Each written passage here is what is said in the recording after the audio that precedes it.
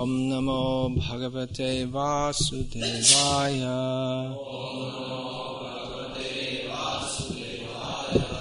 Om Namo Bhagavate Vasudevaya. Om Namo Bhagavate Vasudevaya.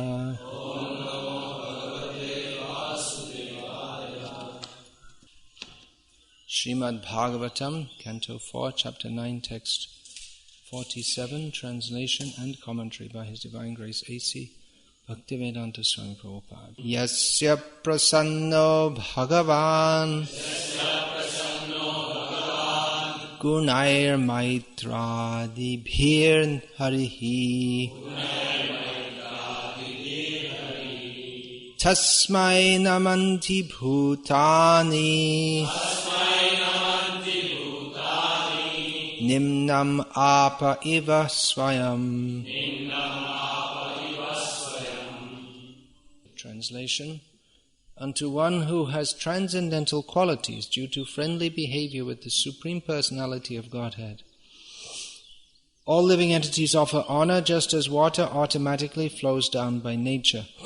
Purport: the question may be raised in this connection why Suruchi, who was not at all favorably disposed toward Dhruva, blessed him, "Long may you live," which means that she also desired good fortune for him. The answer is given in this verse. Since Dhruva Maharaj was blessed by the Lord, due to his transcendental qualities, everyone was bound to offer him all respects and benediction, just as water by its nature flows downward. A devotee of the Lord does not demand respect from anyone, but wherever he goes, he is honored by everyone throughout the whole world with all respect. Srinivas Acharya said that the 6 Goswamis of Vrindavan are respected throughout the entire universe because a devotee, having pleased the Supreme Personality of Godhead, the source of all emanations, automatically pleases everyone, and thus everyone offers him respect. The Srimad Bhagavatam is the delineation of the nature of Bhagavan, who is by nature glorious in all respects. So the glorification of Bhagavan includes the glorification of his devotees and of the process of bhakti.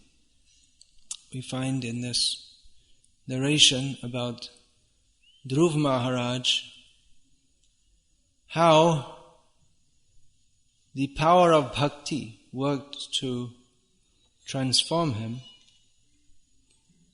because even though in the beginning his intention was not to be a pure devotee, he became a pure devotee to such an extent that he became respected throughout the entire universe. And even now he is respected throughout the entire universe, because throughout the entire universe his abode is known, seen, and looked to. The Dhruva Tara, in English that's called the pole star.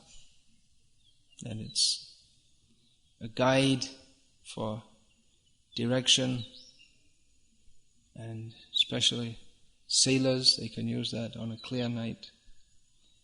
So Dhruva Maharaj, directly or indirectly, even people who don't know about him, the sailors who for centuries who have never heard of Dhruva Maharaj have nevertheless taken look toward his planet and taken direction, about the direction, from him.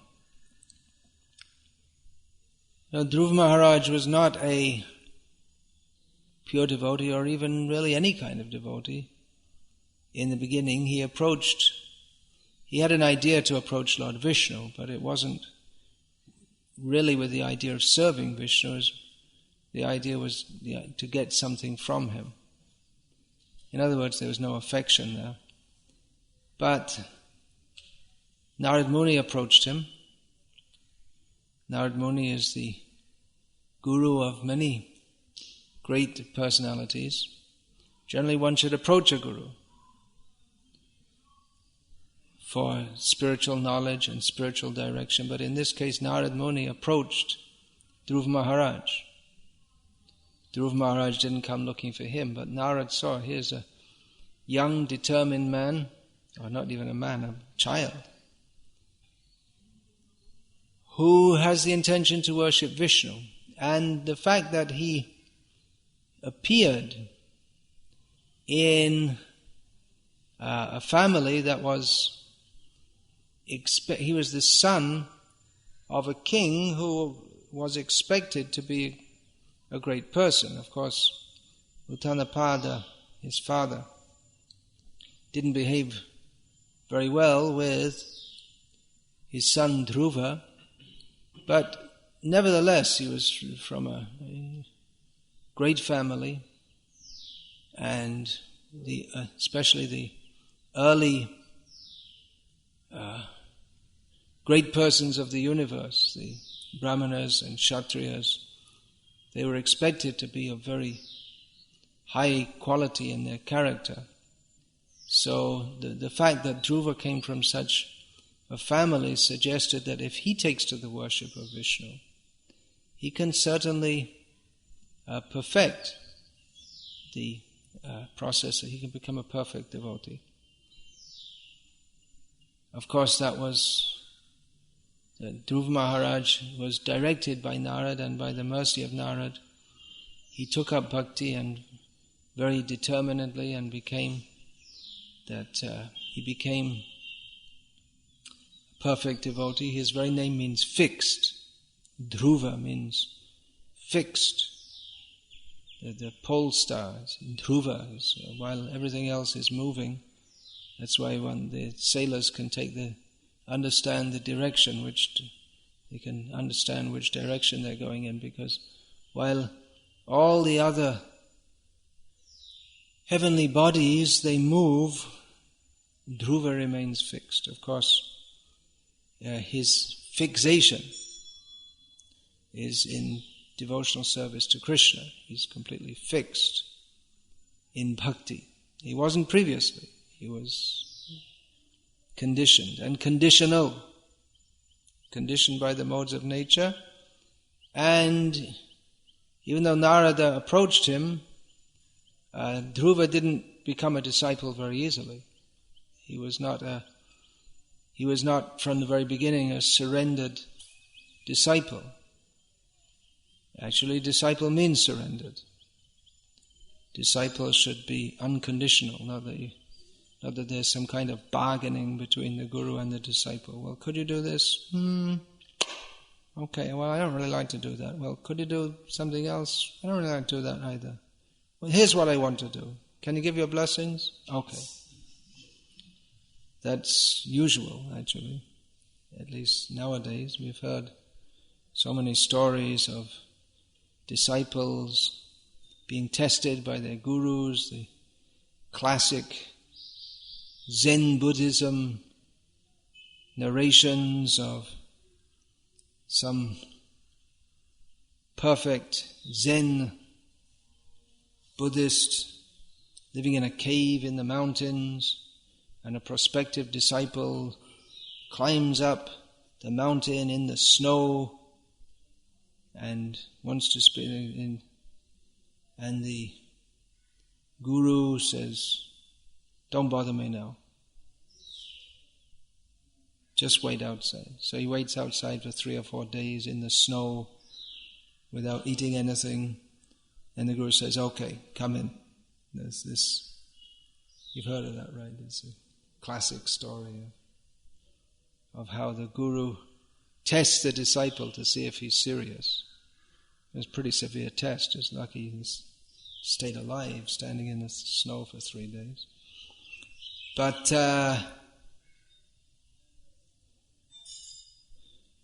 this kind of disciple is unusual. Mostly they have their terms and conditions. It's not supposed to be like that, but mostly everyone has their terms and conditions. Dhruva Maharaj, he had his terms and conditions. He wasn't an ideal disciple. He was, what Narad recommended to him, he said, no, I can't do that. I don't want to do that. I've got something else in me. What you want to tell me, all right, but it's not for me. I got another aim. So then Narada, as an expert guru, he was able to give Dhruva Maharaj entrance into the process of bhakti, even from a conditional stage, by the mercy of Narad and by Dhruva's unflinching practice. Dhruva very quickly became a pure devotee of such a level that even his stepmother, who had previously been inimical to him, she changed her attitude. Of course, as narrated here in this section, Dhruva Maharaj, she eventually died in a forest fire, so she might have had some lingering reaction to her misbehavior. To misbehave toward anyone is bad, and to mistreat children especially is very bad. And Dhruva Maharaj is a great devotee. Of course, at the time Suruchi mistreated Dhruva, he wasn't a great devotee, but it may be that someone may later become a devotee, and anything done to him even before that, then the magnitude of that offense may increase. We find in the Vaishnava Vandana, a famous song in our Gauriya Vaishnava Sampradaya, not famous within our ISKCON society, but otherwise famous among all Gauriyas. What is that? Hoyeche Hoben Jotek Prabhu Das. The Devakinandan Das, who composed the song, said that I offer my respects to all the devotees of Chaitanya Mahaprabhu, even those in the future. So we have to be careful if we want to offend someone. We shouldn't want to offend anyone, but we may bear in mind that they may become a devotee in future. So better to offer them respects rather than offend them. Anyway, this narration, as in so many of the narrations, actually all the narrations of the Bhagavatam, they're concerned with Bhagavan, and Bhagavan means he's with his devotees, he's not alone. Raja iti ayam nyayaha, there's one saying that the king has come. Raja ayam iti, sorry. So the king has come. It means that the king doesn't come alone. The king doesn't go anywhere alone. He always has so many attendants. He's a king. The king's an important person. So he always has people to serve him in various ways. When a king comes to a place, usually it's with if he goes from one place to another, usually with a big entourage, he'll have ministers and so many attendants and everything. It's a big thing, and they have to have a camp and cooking arrangements and look after farriers for the horses and all kinds of things. So in the same way, Krishna, as the supreme king, he's never alone. So throughout the Bhagavatam we find the glorification of Krishna in his various avatars, the glorification of his devotees, and the glorification of the process of bhakti. All of these are inextricably interlinked. They never become one, just like Jnana, Gyata and Gyeya. The Mayavadis, they say that knowledge, the object of knowledge and the knower, ultimately they all merge into one, which is impossible. Or what is that? Drashta, who is to be, that which is to be seen. Darshan, the seeing, and who sees. What's the word for who sees? Drashta. Well, the object of drishya. So the object to be seen, the process of seeing, and the seer, according to the Mayavadis, they all merge into one. But it's not possible.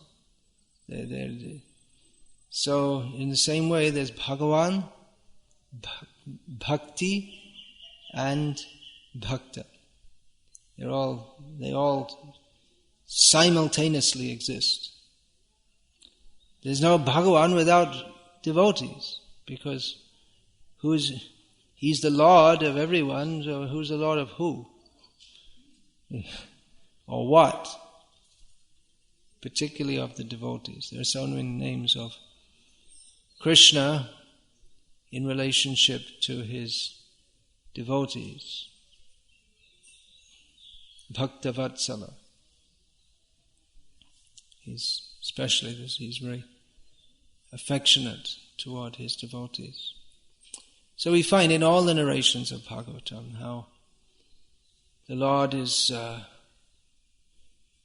very kind and protective to Ambarish Maharaj, the whole narration of Ambarish Maharaj glorifies the process of bhakti, how by bhakti, even without any other qualification, one becomes greater than a great yogi. This Durvasa Muni was so much more qualified than Ambarish Maharaj in all the processes for elevation mentioned in the Shastra. He was renounced, he was Yoga Siddha, he was a Brahmana. No doubt he had great knowledge of Shastra. All of these more than Ambarish Maharaj, but still Ambarish Maharaj, by his bhakti, he totally surpassed Durvasa Muni, even without trying for that or even without desiring that. Prahlad Maharaj, by his bhakti, he toppled the order of the universe, even without desiring to do so, and caused the Supreme Lord to personally come. Such is the power of bhakti. So in this, and like that, throughout the whole Bhagavatam, we find the glorification, or automatically the glorification of bhakti is there. The demonstration of the glories of bhakti. Pure devotional service especially. But here even mixed devotional service. In the beginning, Dhruva, he wasn't really a devotee at all. He fits in the category described in Bhagavad-gita as someone who has got sukriti, or some pious activities which are leaning toward bhakti, but not really bhakti. He fitted the description of artha arti, one who wants wealth. So he wasn't really a devotee, but by the mercy of the devotee, Narad Muni, and by taking up the process of bhakti, even unknown to himself, very seriously, if he became a great devotee. Narad Muni, as far as Dhruva Maharaj was concerned, Narad Muni had given him, Dhruva, a process to become wealthy. If Narad had told you, I'm going to give you a process by which you'll become completely detached from the material world, and he'll become a pure devotee of Vishnu. Dhruva said, forget it, I don't want to be detached, I'm damn attached. I want to have a kingdom greater than that of my grandfather. Oh, great-grandfather, Brahma. So Narad Muni, yena tena prakarena, somehow or other engaged Dhruva in devotional service. And Dhruva became a devotee of such a standard that here it's mentioned everyone offers him respect, even though he was a young boy. He was respected by all. Generally, a young boy, you don't offer respect to a young child. But naturally, here the example is given. Nimnam iva apaha swayam. Nimnam apa iva swayam. Yeah. Just like water automatically goes down, it's natural unless there's some other force put onto it. The tendency of water is to go down. So in the same way, naturally respect flows toward a devotee. It's the natural tendency of everyone to respect a devotee, unless there's some other force, unless there's some very demoniac tendency, then everyone will tend to respect a devotee. So Krishna is very kind. He wants everyone to be a devotee. He wants everyone to achieve the topmost perfection, which is to be his devotee, Krishna's devotee. We generally think of the Supreme Lord, or sometimes he's conceived of as the bestower of everyone's just rewards. He's known as, a name for God, a general term is Vidhata, one who gives, he oversees everything and gives everyone what they deserve. Everyone gets what they deserve. So that's true until one takes to bhakti. And then the Krishna, well, it's still true, because in Krishna's estimation, a little bit of bhakti is much more than any other amount of pious activities or sinful activities. By taking to bhakti, one surpasses the position of those who are extremely pious but not in bhakti.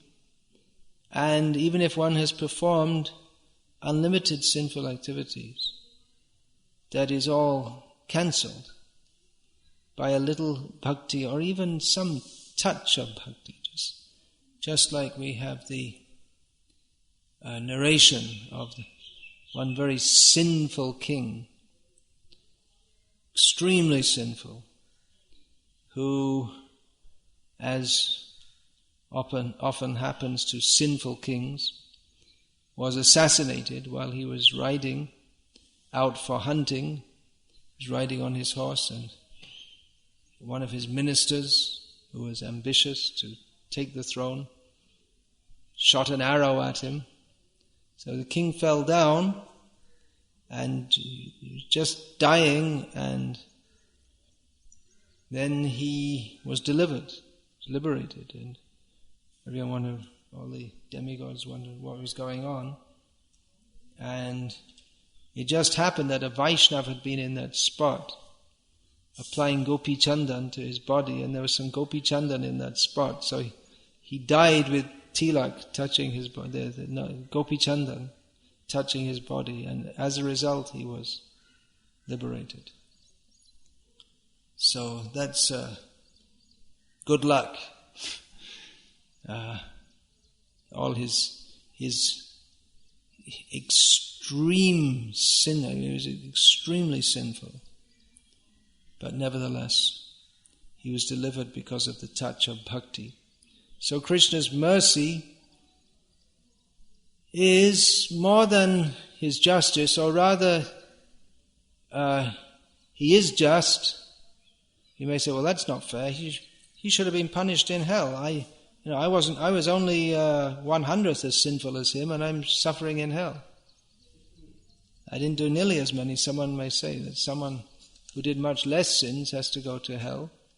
And why not him? Just because by accident he touched some Gopi Chanda. Well, that's the power of bhakti. In Krishna, he doesn't...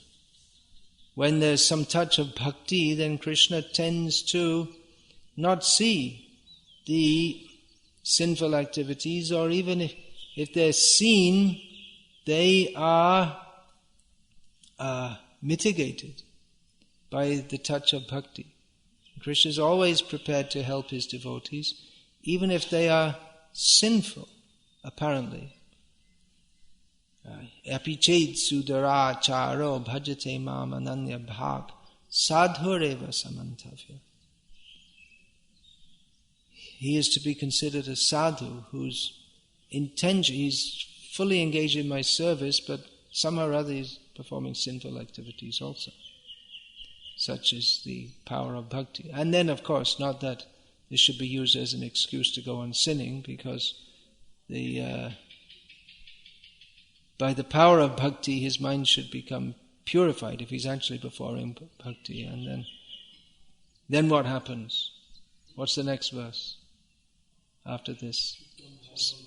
Shipram bhavati dharmatma. He quickly becomes dharmatma, one who's situated in proper dharma. Of course, bhakti transcends ordinary dharma, but generally, devotee, he doesn't engage in, he doesn't transgress the principles of dharma.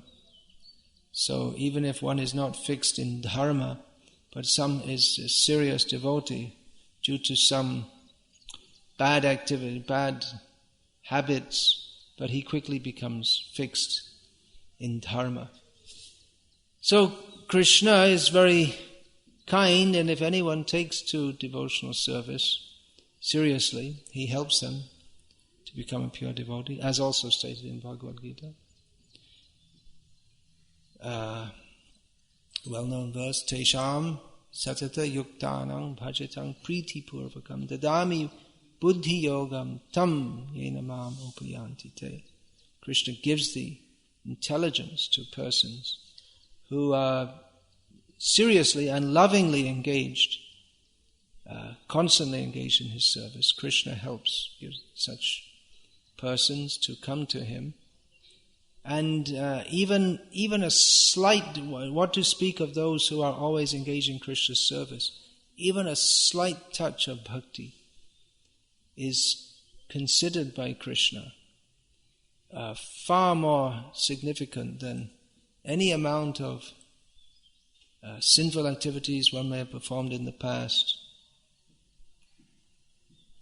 That example there, the king of Sovir, who fell down from his horse, and the more well-known example of Ajamil, and the Yamaduta said, but he's sinful, and the Vishnuduta said, but he chanted the name of Narayan, but he did this, he did that, he did this, but he chanted the name of Narayana. And the Yamadutas, they couldn't understand.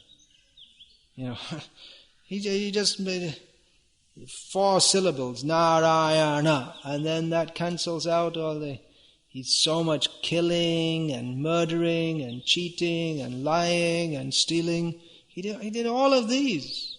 He should come with us. But he said Narayana. And the Yamadutas said, so what? And the Vishnudutas are looking at the Yamadutas and saying, who are these stupid people? They don't understand. They don't understand what's going on. So a little bit of bhakti cancels out any amount of sinful life. But that bhakti, there should actually be a touch of bhakti, because sometimes people misuse bhakti also. But that's not counted. That's not appreciated by Krishna. Krishna appreciates any amount of real bhakti, but in imitation of bhakti for one's own personal gain, that is not appreciated. Dhruva Maharaj didn't imitate bhakti for his own personal gain. He didn't make a show of being a devotee. Bhaktivinoda Thakur and Bhaktisiddhanta Saraswati Thakur, in our sampradaya, they were acharyas who, a major part of their preaching was against Micha Bhakti, or false bhakti executed just for a show. That term was often used by them. That was Micha Bhakta. It was a term used by Narottam Das Thakur, so it seemed it wasn't new in the sampradaya to have false show of bhakti, but by the time of Bhaktivinoda Thakur, practically everything that was going on in the name of bhakti in Bengal was just a show and not the real thing. So that is not pleasing to Krishna. That will not deliver us if we to take advantage of others, if we show ourselves to be a great devotee. Once Bhaktivinoda Thakur, with several of his sons, including Bimala Prasad, later to be known as Bhaktisiddhanta Saraswati Thakur, they visited Kulinagram, which was a very important place in Chaitanya Mahaprabhu's Leela. It's not mentioned that he ever went there, but the inhabitants of Kulinagram are mentioned in Chaitanya Charitamrita as great devotees, and Haridas Thakur spent time there. So some 400 years after the time of Haridas Thakur, being the Bhaktivinoda Thakur visiting holy places associated with Chaitanya Mahaprabhu, he visited that place. He reached in the evening just to the edge of the village, and he hadn't planned the program in advance. It wasn't so easy to do so in those days with no cell phones or any kind of phones. He was just traveling around, but usually a respectable person, they'll be offered a place to stay if they're traveling. Someone will arrange something. So at the edge of the village, before actually entering the village, just at sundown, he was accommodated in a building that was not being used, next to the one temple. And then in the morning, during the night, there would as soon as after sundown, everything was arranged for them. But during the night, there was terrible disturbance from a ghost. So the next morning, Bhaktivinoda Thakur entered the village, and then he was received by the village people, and they asked him, "Where did you stay at night?" And he said, "I stayed just next to that temple outside the village." And they asked him, "Well, how could you stay there? A terrible ghost is there. No one can stay there. He disturbs everyone at night." And Bhaktivinoda Thakur said, "I chanted Hare Krishna." And he went away. Rather, that ghost was delivered by the mercy of Bhaktivinoda Thakur. And the people were very curious, and they said, "Well, that was the former pujari, and he always used to chant Hare Krishna, and he became a ghost. And then you chanted Hare Krishna, and he went away. So how is that possible?" And Bhaktivinoda Thakur asked, "Well, what was the character of that person? He chanted Hare Krishna." But he said, no, he wasn't good. He was actually a very bad person. So Bhaktivinoda Thakur said, "Well, that's why he became a ghost. But he was chanting Hare Krishna." He said, "That's not chanting Hare Krishna. If you chant Hare Krishna to nullify your sinful..." If one, Bhaktivinoda Thakur, we don't have a record of exactly what he said, but many people in Bengal, they had faith that the holy name delivers one from sins, but then they were using it for sinning. Just like in some Christian denominations, they have this confession. You go every week and tell the priest, last week I killed 43 people and ate 22 babies, and okay, you're forgiven. Don't do it next week. And then he comes back again next week, and this week I only killed 41 people, and etc. Well, whatever it may be. Most people, they're not so sinful. But confessing, it doesn't purify, or rather the idea that I will sin and then get by a religious process I'll get released from the reaction to that. That in itself is very sinful. It's not religious. It goes against the purpose of religion. Religion is not meant to encourage sin. At the very lowest level of religion, it's meant to discourage one from sinning. That's the very entrance into religious life. So, Bhaktivinoda Thakur said, and another very common thing is that people chant Hare Krishna and people think, he must be a saintly person. And then they get respect, and they may be able to cheat others also, because people think, you can trust this person, but actually you can't. And there are so many instances in the present day of people who are apparently devotees, but they take that position specifically to cheat others. So many people join ISKCON, and after some time they leave with whatever they can get their hands on. Or worse, they stay and they keep on getting whatever they can get their hands on. And they're respected as good. He's been devotee 20 years, he's been stealing for 20 years.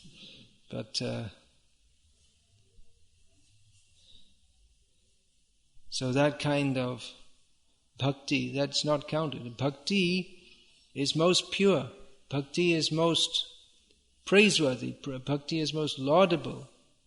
Vyasadeva himself, as his mature contribution, lauded bhakti in a manner that is not found in any other of the contributions of Vyasadeva. But bhakti, which is not really bhakti, or a show of bhakti, a deliberate show of bhakti for taking material advantage, that's not really bhakti at all. It's not appreciated by Krishna. Rather the opposite. Of course, even somehow or other pronouncing the syllables of the name of Krishna, if one does that for cheating others, it's very offensive, and it's not considered actually chanting at all. Nama ko bahire bote tabu naam nahi hoy. Sadhu sange bhai Krishna naam nahi hoy. Nama ko bahire bote tabu naam nahi hoy. Jagadananda Pandit says that if one is not in the association of devotees or guided by devotees, if one is not actually in devotional service, the chanting of has no actual contact with sadhus, then the chanting of Hare Krishna is not really chanting.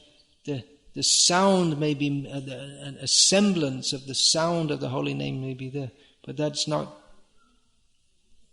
Krishna Nam, because Bhagavan is with his devotees and with bhakti. If there's no bhakti, then there's no Bhagavan either, even though one may make a sound like that. Still there may be some benefit, some slight benefit amid mountains of offenses. There's some benefit, but that is not at all recommended. To take up devotional service in an offensive manner. Even namabhas, all right, chant somehow or other. We're not actually pure. We can't immediately come to the level of pure devotion. But don't cultivate material desires. And worst of all, don't pose oneself as a devotee if one has ulterior motives. Of course, those who have ulterior motives, they won't accept this advice because they're not straightforward. Hare Krishna. Is there any question about this?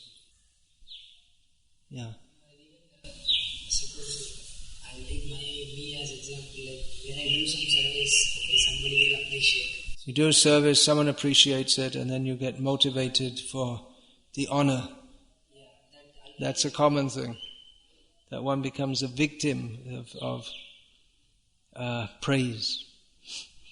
So Chaitanya Mahaprabhu warns against that. Labh puja pratish. Nishidacha kutinati jibe hingshan labh puja pratishta jato upashakagon. Chaitanya Mahaprabhu describes the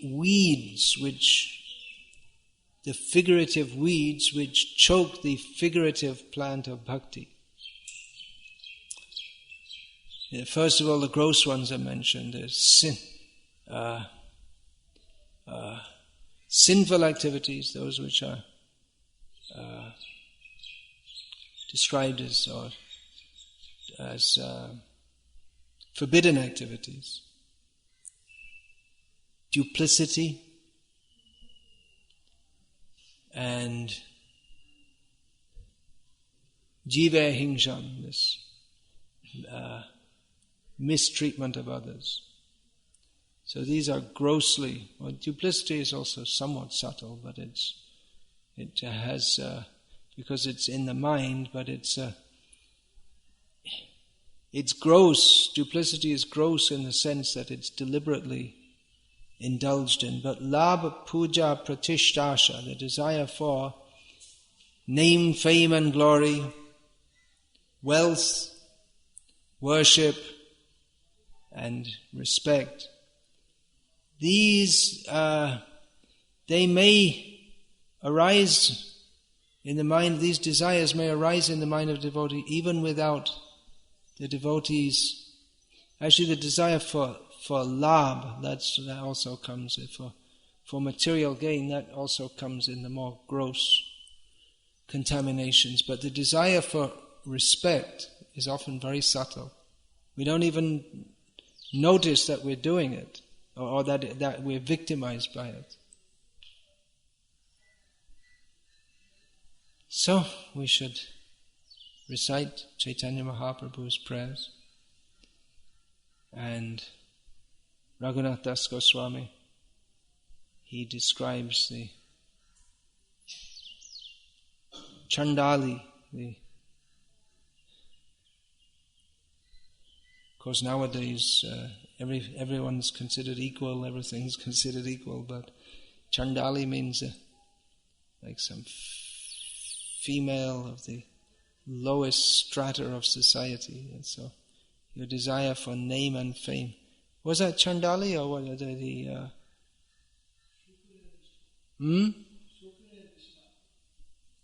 Shukare Bhishta, that's Bhaktisiddhanta. Yeah, we can also recite that. Toma Pratishta, Shukare Bhishta, yes. Anyone who desires prestige, Bhaktisiddhanta Saraswati Thakur says, is just like this hog stool. So if we desire prestige, it's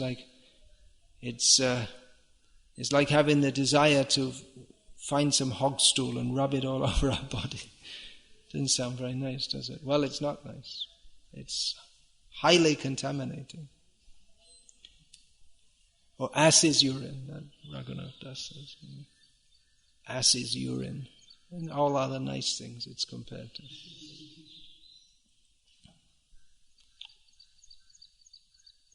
Anything else? No?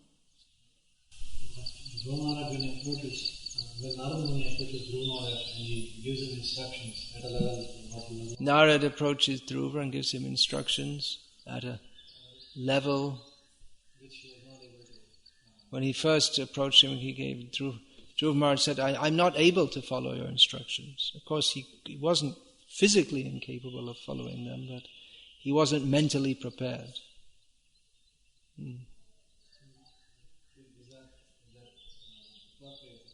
Is it appropriate for a disciple? No, it's not. It's not appropriate. But despite that, Narad was expert enough to give Dhruva instruction in such a way that he became purified. So that's the glory of a Vaishnava and the glory of the process of bhakti, that someone who wasn't willing to take up pure devotional service, eventually he did.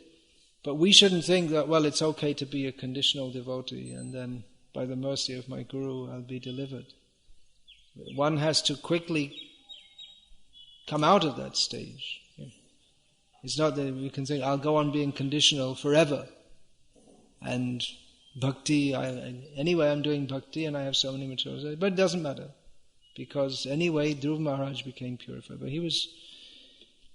Another point is that Dhruva Maharaj was performing Tivra Bhakti, whether it was Akama, Sarvakama. He was an example of one who he was full of material desires, but he performed Tivra Bhakti. So if we think, well, it's all right to, this famous verse in Bhagavatam, Akama Sarvakama va Mokshakama Udara Dhihi Tivrena Bhakti Yogena Yajeta Purusham Param. That whether one is desireless with all desires or desires liberation, he should worship the Supreme Lord. But the word there is tivrena, in an intense fashion. So if you think, well, it's okay, I've got lots of material desires. But if one is very intense bhakti, then one can be purified of those material desires. Not that by half-hearted one for Krishna, one for me kind of thing. Idam Narayanaya Chamama. This is for Narayana and for me also. Not namama. It's for me. Not for me. It's for me and Narayana. And Narayan's great. I'm also great. So give him some and give some to me. He's got enough anyway. What does he want more for? Damn greedy fellow. Just give some to me. I worked hard. So this kind of attitude that will not give us the same result. Underlying all these attitudes, it's a cheating. It's underlying cheating mentality. Dhruva Maharaj, he was materially conditioned, but he was straightforward. He said to Narad, I have a desire, can you help? So he was straightforward about being materialistic, and Narad was able to help him come out of that. But see the intensity with which he performed bhakti. That's the lesson we can learn. Hare Krishna.